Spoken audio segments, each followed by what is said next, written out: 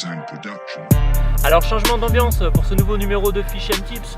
La dernière fois nous nous étions retrouvés pour une pêche de 24 heures avec le bateau. Cette fois-ci changement de cadre, on se retrouve juste pour un coup du matin, une poignée d'heures de pêche du bord.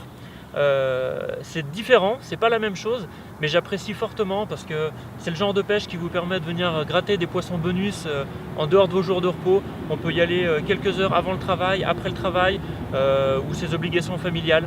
Donc là c'est le cas, j'ai posé les cannes, il était environ 6h30 du matin, je vais pêcher jusqu'à 11h, donc ça laisse un petit créneau quand même pour faire un ou deux poissons j'espère.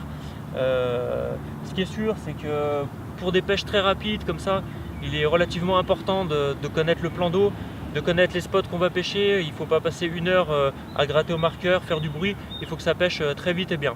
Donc là les cannes sont posées, on va attendre. Et puis j'espère pouvoir vous montrer un poisson assez rapidement.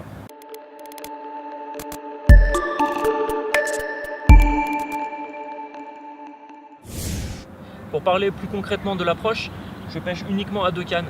Pour des pêches rapides comme ça de quelques heures, c'est amplement suffisant. D'autant plus que généralement on va pêcher des plans d'eau qu'on connaît. On va se concentrer sur des spots dans lesquels on a confiance, qui nous ont déjà produit du poisson. On ne va pas utiliser 3 ou 4 cannes en tête chercheuse. Il faut se concentrer vraiment sur ce qu'on connaît et il faut que ce soit très vite mis en place, discret. Et donc là, avec deux cannes, c'est parfait.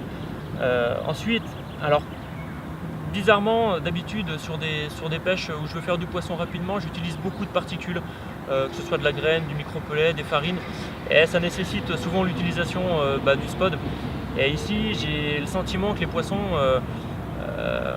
répondent pas instantanément, enfin sont peut-être un peu effrayés par le bruit. C'est du moins la sensation que j'ai. Donc j'ai préféré amorcer uniquement à la bouillette pure, en très faible quantité, une dizaine, quinzaine de bouillettes au cobra, accompagnées d'un petit sac soluble avec également 2-3 bouillettes. C'est très vite mis en place, ça fait pas de bruit, c'est suffisant pour prendre un poisson qui va être de passage. Et donc c'est l'approche que j'ai décidé de mettre en place. Au niveau du montage, j'étais parti avec le badling que je vous ai présenté dans le précédent Fish and Tips, et très vite j'ai pris des tapes sur les cannes. J'ai vu que les poissons-chats étaient très actifs, et même avec ce badling là, du fait du cheveu souple, de l'articulation, ils arrivent potentiellement à l'emmêler.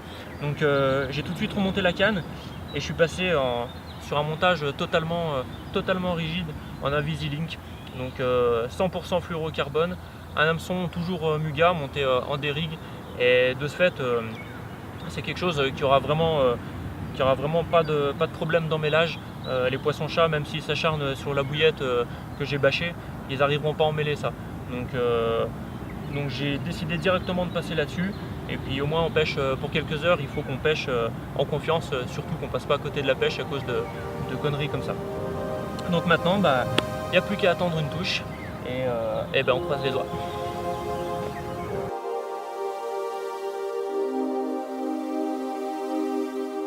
Sound Production.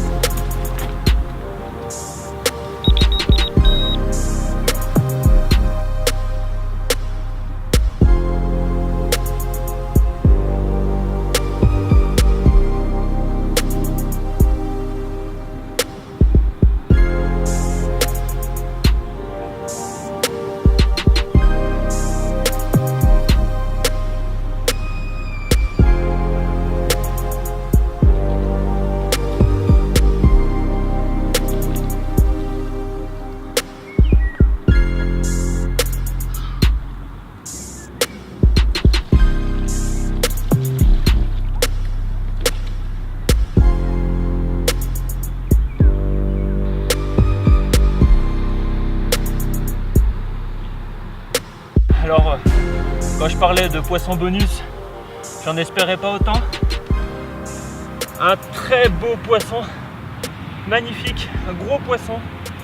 Donc, même sur des pêches rapides, voilà, il y a toujours moyen de se faire un gros kiff.